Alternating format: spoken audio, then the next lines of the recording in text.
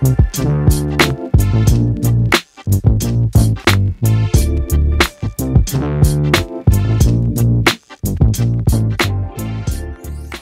guys, welcome back to my channel. Today I am going to be doing this really fun watercolor stained glass DIY. Is that a thing? But we're using glitter. So we are going to be using the first like 7 colors that came out on my website, shopantytae.com.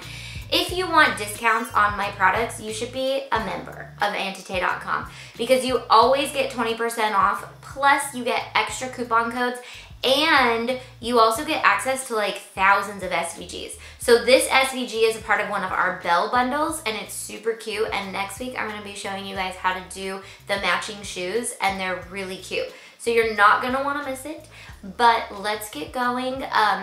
This is using white HTV from shopantytae.com and then Mod Podge and my glitter.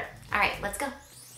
Alrighty guys, so I started by cutting out one of our SVGs. It's one of our Bell bundles and then ironing it onto our t-shirt. This is the stained glass rose, which I absolutely love and was super excited to do this when I thought of the idea. So I'm just going to use Mod Podge and the Anyrthing glitter in all the different colors. And I'm going to start with the red in mermaid hair.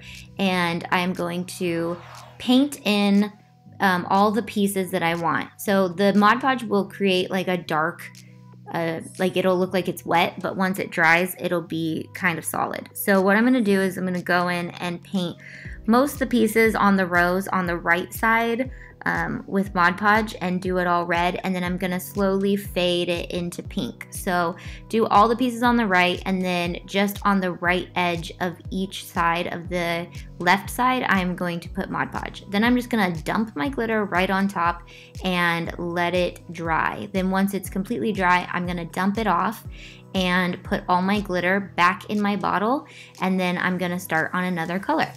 Okay, so then I'm going to fill the rest in with Mod Podge. Again, wait till your glitter is completely dry or your other Mod Podge was completely dry. And then I'm going to fill in the rest of the rose and dump pink on it. This will give it that stained glass look where all the color is not exactly the same and light is coming through. I really, really loved this technique. Again, make sure that you're working on top of a piece of folded paper so you can dump all your glitter back in. I'm also going to use the same effect on the leaves by using green, and I'm using the Neverland and the Tinkerbell, which are our darker green and our lighter greens. And then I'm going to go into each piece on the outside of the stained glass and do different colors one at a time. So again, between each one of these colors, since they're a little bit more separate, you don't have to wait too much, but you do want your Mod Podge to be dry. Then we're gonna go in with our spray Mod Podge and seal it all so it doesn't come off, and then we're gonna let it dry and we're good to go.